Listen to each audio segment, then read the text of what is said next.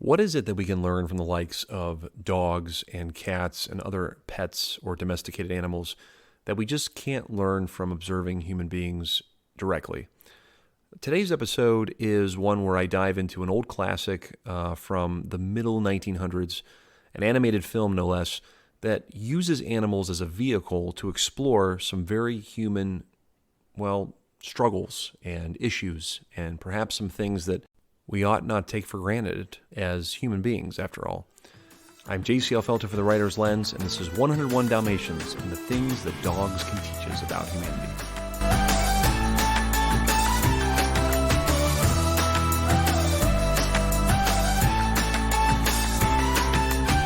All right, guys, welcome back to The Writer's Lens. As before, I am your host, JCL Felto, so thanks for tuning in. And this is continuing along the lines of the analysis series that I just love to do here on The Writer's Lens, where I talk storytelling, narrative, themes, concepts found within story, because we are human beings and we love stories. And I love stories, which is the reason why I write stories and the reason why I talk about them and dissect them and analyze them. And heck, if you've been listening long enough, you know that by now, so maybe I should just, cut through that and get right to the meat and potatoes of this episode. So 101 Dalmatians, as I mentioned in the beginning of this episode, it's a classic. It's one of Disney's first animated films during its original run with what I think is probably the glory days of Disney, which would have been the mid-1900s, when they were producing films like Pinocchio and Bambi and The Sword in the Stone, among others. And one that kind of gets lost in the shuffle, I think, is the really cute tale of 101 Dalmatians. Now, many of you who are probably familiar with that title or that story probably think of 101 Dalmatians and go, oh, that nice story about those puppies that got lost, and then their parents came and rescued them, and then they adopted all of the 84 other puppies that were there, and now it's 101. Oh, what a great story. Well, it is a great story, and it's a fun little story, and it's about puppies. But to me, being the maybe perhaps twisted individual that I am when I watch this stuff now, I see some very insidious themes that come to light inside of 101 Dalmatians. And when I say insidious, I guess we'll just unpack that in a little bit, but perhaps you never thought of it that way with 101 Dalmatians, and my goal here with this episode is to totally turn your world upside down and to never watch 101 Dalmatians ever again in the same light that you will after having heard this episode. So what do I mean by that? Well, 101 Dalmatians, for those that are maybe not aware, the quick 30-second synopsis is it's a story about a dog named Pongo. It was based upon a novel that was written, as were many animated films that Disney did early on. They were based upon books that were previously written. 101 Dalmatians is one of those. The Disney version follows Pongo, who's a Dalmatian living in London. His pet or owner is Roger, who writes love songs, something that Pongo sort of playfully chides at his owner, saying he knows absolutely nothing about because he's a single bachelor. And they end up connecting with Purdy, who is a female Dalmatian that Pongo eyes from their bachelor pad window and then wants to go meet, so he convinces his owner, Roger, to go for a walk in the park. And Anita, who is Purdy's pet or owner, they bump into each other through happenstance, and they end up getting married. And then, of course, Pongo and Purdy get married in whatever way dogs can. They get pregnant. They have 15 puppies. The villain, Cruella de Vil, whom I'm sure you've probably heard of by now, wants to buy the puppies. Roger says no way, and then, of course, she hatches a plan to dog nap them with the help of Horace and Jasper, these two bumbling crooks, who then will skin and make fur coats out of these puppies. Well, not before Pongo and Purdy go and rescue their puppies, and then in the midst of doing so, they rescue 84 other puppies with no names and no collars, and they are absorbed into the Rogers and Anita's family, and thus creates 101 Dalmatians. So on the surface, it sounds like a pretty tame story, right? Or it sounds like a pretty fun little kid's tale. Oh, they're puppies and they've been dog napped, and oh, we've got to go rescue them, etc. I'll tell you what, when I first saw this as a young person, it was a fun story. It was cool because I'm more of a dog person than a cat person, to be quite frank. And it's not a long movie. It's not a long film. But there's so many things now as an adult, now that I've sat and watched this with my kids, that I just kind of raise my eyebrow a bit and go, wow, I didn't realize perhaps that this is what this story was really getting at. And some of this might seem like a stretch to you guys, but I know if you've been following along long enough in the writer's lens that you know that I'm not beyond a good stretch. I'm also not beyond a good insinuation or inference, if you will.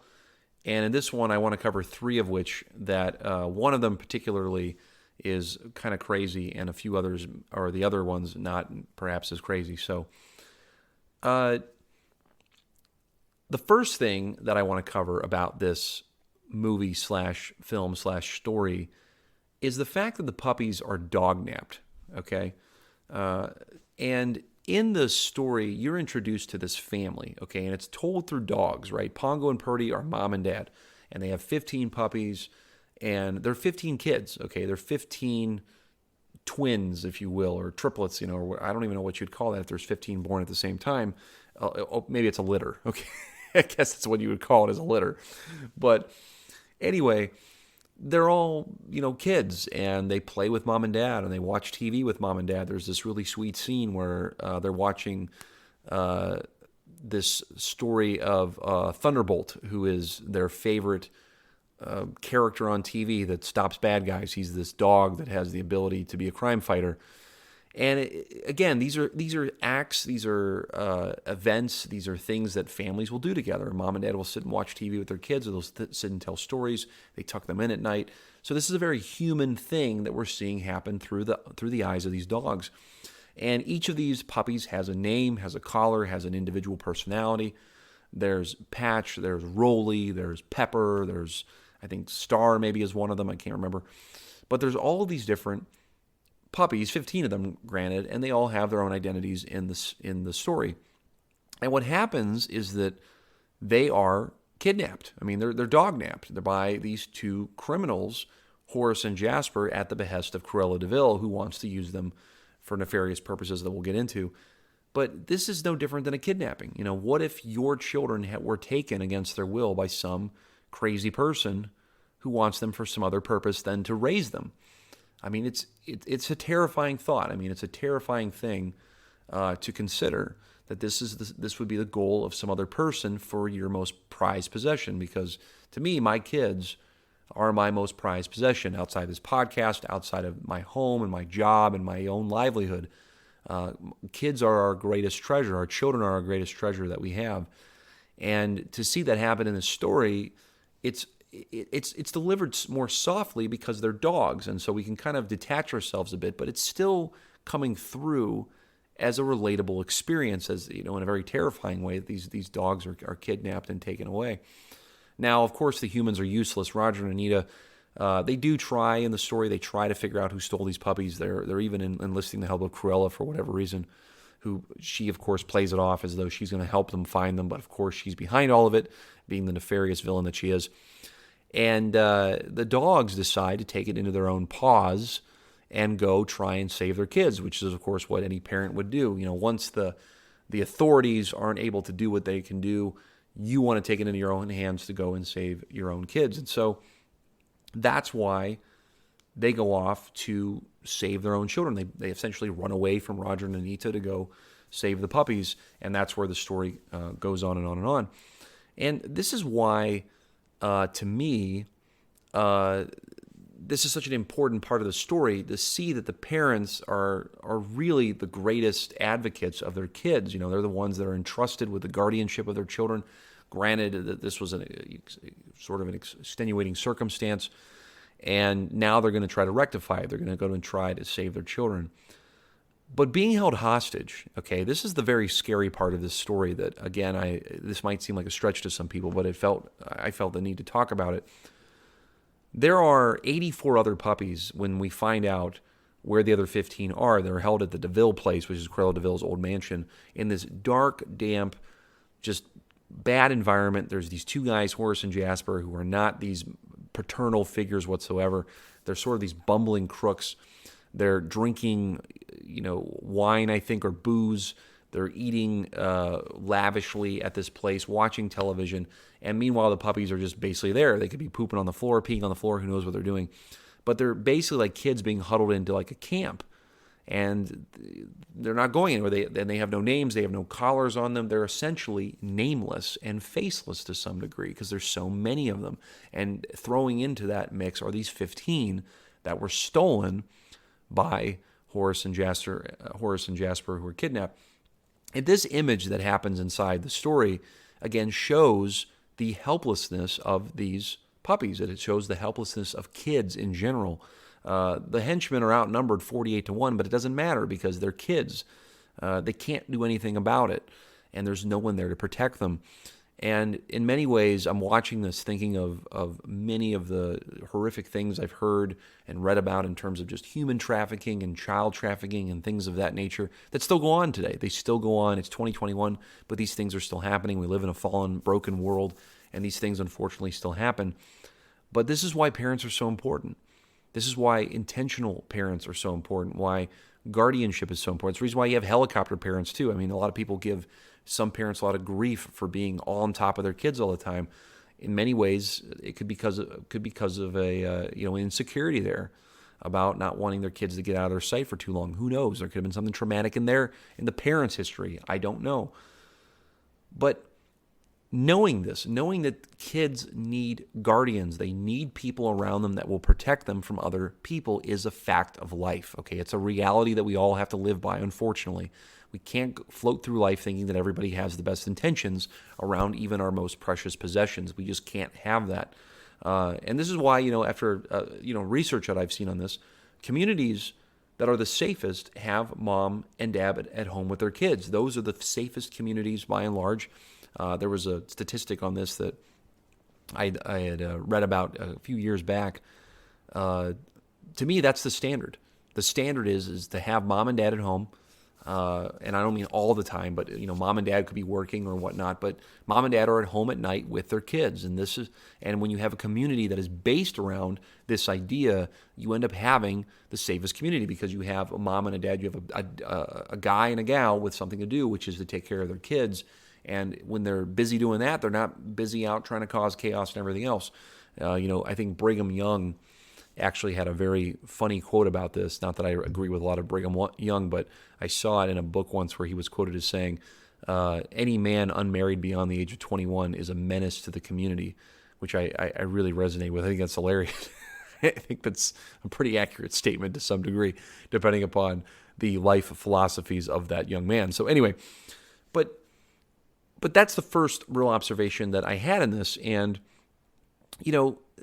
that being said, this just horrible sort of depiction of, child trafficking that is being seen through these dogs. I mean, this is the kind of stuff that actually goes on. And we're seeing this through the guise of a Disney film, what that could be like potentially. And it's probably even worse, honestly. It's probably even worse. I mean, in the context of a Disney film, we're not getting the full gamut of it, but we're at least being introduced, again, in a soft way because they're dogs, they're not kids, to the horrors of such a thing as that.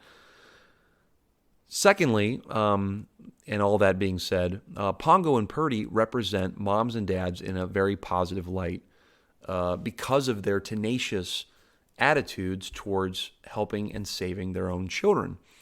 They won't give up. Purdy, she kind of gives into grief at one point. She doesn't know what to do. We're never going to find them. And Pongo steps up. Pongo steps up as the husband, if you will, in the relationship, as the man in the relationship, says, look, we're not going to give up on these kids. We're not going to give up on our puppies. We're going to figure something out. Here's some ideas. We're just not going to give into this. We are going to go out there and find our kids. Even if we have to run away, we're going to do it. Now, again, am I saying that that the woman cannot do this, the wife cannot do it? No, that's not what I'm saying. I'm just saying that in the context of this story, when Purdy is dismayed, when she is given into despair over the loss of her children, Pongo steps in and does the thing that he's supposed to do. He's supposed to uplift his spouse. Again, being another dog, he uplifts her. He does the right thing. He says, look, we're not going to give up. We're going to go find them. That's what we're going to do. And so we go on from there. But even more so than that, there's this incredibly sweet scene that takes place right after the rescue. It takes place right after Pongo and Purdy break in, and they beat up Horace and Jasper, and they rescue all 99 of them, basically. They're 15 plus the 84 that have no tags and are bought and paid for in the story. They rescue all these poor puppies before they're skinned for their coats. They find themselves in a barn. Okay, for those who have never seen the film, leading up to it, they rescue everyone. They make their way to a barn. There's this group of animals that help them. It's a very funny scene, actually. There's this colonel and a sergeant and a lieutenant. And there's this horse, a cat, and a dog that end up helping them. It's fun, but they end up at a barn. They end up in a barn away from the bad guys, and they have this little reunion. And if you can imagine for a moment, there's this this panned out scene where Pongo and Purdy are standing or sitting on either side of each other, and the camera's zooming in, and the puppies, there's this really warm moment where all the kids they're wagging their tails and they're jumping over mom and dad and stuff, and then immediately the camera cuts to Purdy. And she's leaning down, and she just sort of immerses herself in the kids, and she says, "Oh, my darlings, my darlings," and the puppies are licking her and everything. And then it cuts to Pongo, who is the dad, and he's sitting upright, and he has his kids are climbing on him, and they're tugging on his ear a little bit differently than mom, and he's got his tongue hanging out. He's all happy and proud, and they're climbing on his back, they're jumping on his head, and again, just in these few seconds that we see this interaction, mom and dad, the differences of mom and dad, again, it's only for an instant that, mom just immerse myself in my kids. I just want to be around them. I want to be cozy with them. I want to be next to them. The one thing that's funny about my wife, and I will say this as truthfully as I can, my wife will let our kids climb all over her. But if she doesn't want me near her, she will let me know. Like, she will let me know that I am not allowed to be near her. But when it comes to my kids, there are boundaries, okay? There are boundaries. But it's almost as if there are no boundaries. It's like, well, of course you can come cuddle with mom. Of course you can come over here. I'll scratch your back. I'll play with your hair. We'll just sit and be next to each other for a while. There's just this innate desire of moms to be next to their kids.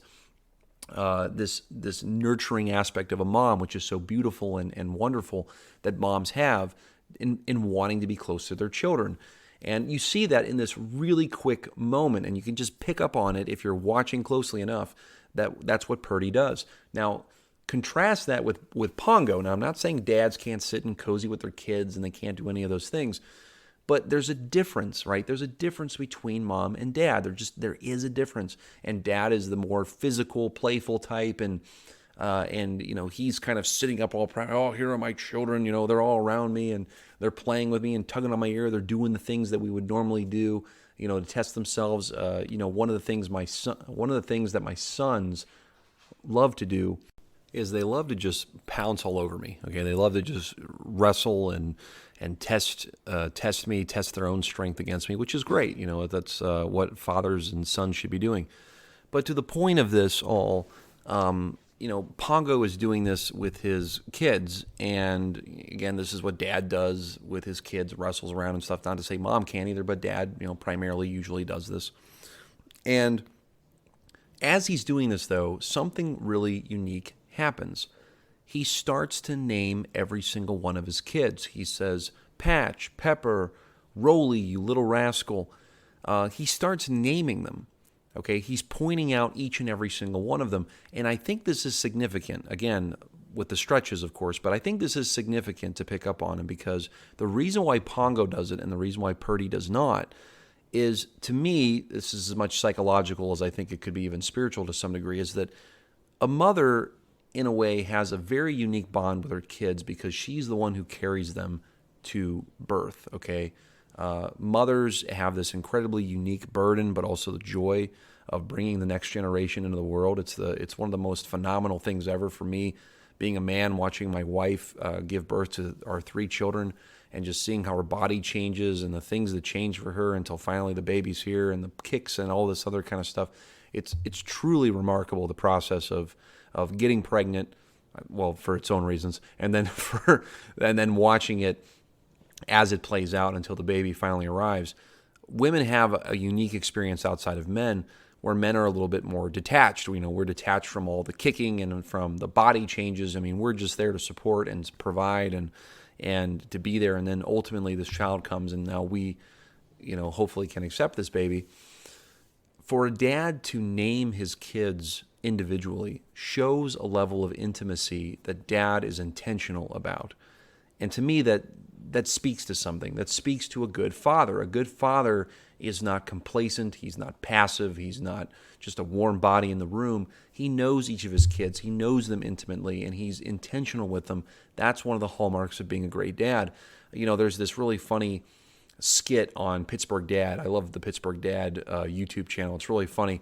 But there was one in particular years ago where Pittsburgh Dad takes his kids to the doctor's office, and he has to fill out the medical questionnaire. He never really does this. And he's calling into his wife asking Deb, hey, what's Johnny's birthday? Or, what's he allergic to? Yes, I know what his birthday is, sort of.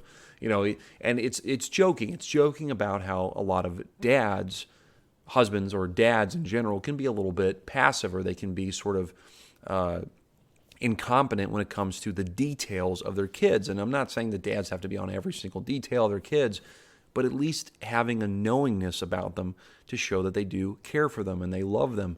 And to name them in such a way, I think, is a very unique thing that this movie about dogs does a great job of. It really shows that. It showcases that the dad is naming each one of them and calling them by name. He doesn't do all 15, but you're given the impression that he knows each and every one of them, and he calls them by name. The last thing I want to illuminate in this story, outside of child trafficking and what it means to be really good parents, or what it looks like really good parents through the guise of dogs, is this broken relationship of Cruella and her henchmen on display of what a bad, broken marriage looks like. Again, in contrast to the dogs themselves of Pongo and Purdy, who have this very supportive, very loving relationship and the care for their kids that they have.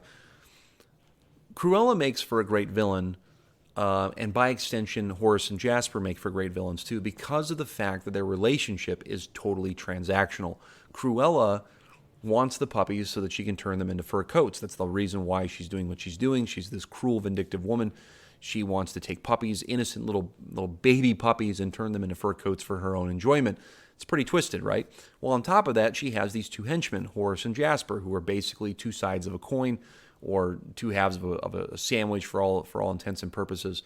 And these guys are sort of the hired muscle, or the hired thugs that she takes on to go achieve this goal. And they don't really think for themselves. Okay, these guys can't really think for themselves. They have to be told what to do. Clearly, it's not so much that they're half-wits, but we're given the impression that these guys are not too sharp. The dogs evade them. For instance, when the dogs get away, Horace makes this comment. Horace is the frumpy little guy, and Jasper's the tall, lanky one in terms of the contrast of the physicality of them two.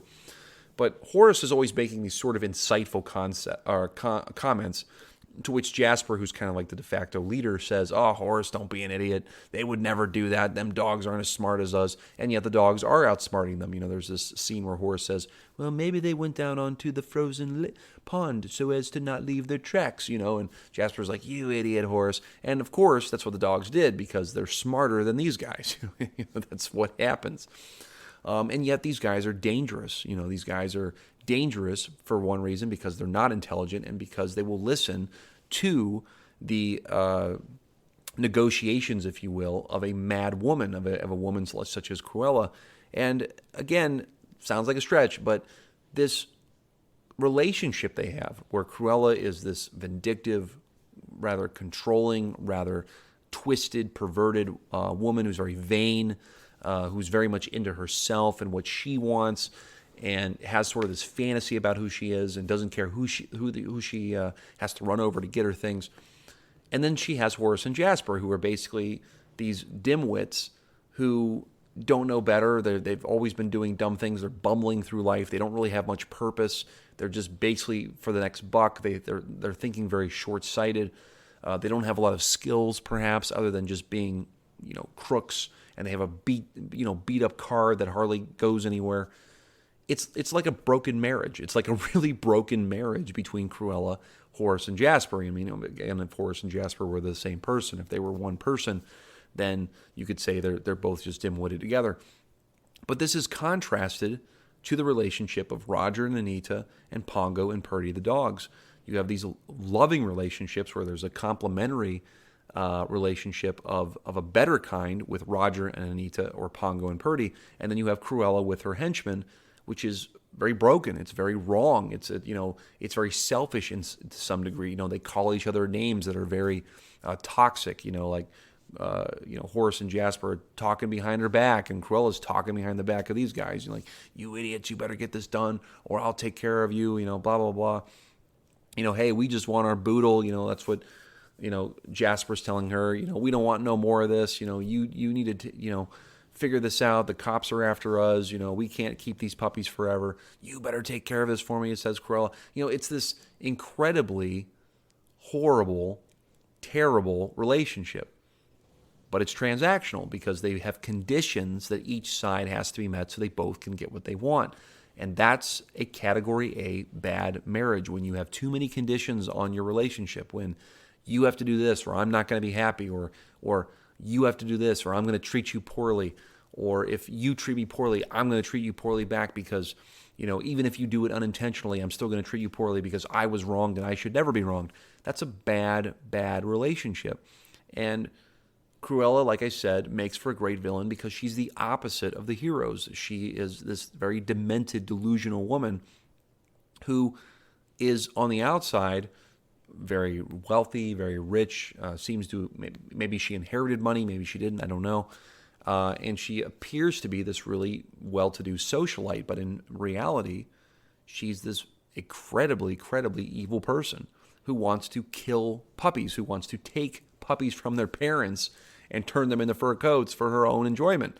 It's pretty sick and twisted, right? And then, of course, there's Horace and Jasper that I've explained at length already in this episode, and the reasons for why those guys are in many ways just as jacked up as she is. This rewatching of 101 Dalmatians for me as an adult has been very eye-opening for me, and like I said, the old days of Disney, I think, have some classics. They really touch on these themes of importance, things that are still relevant today.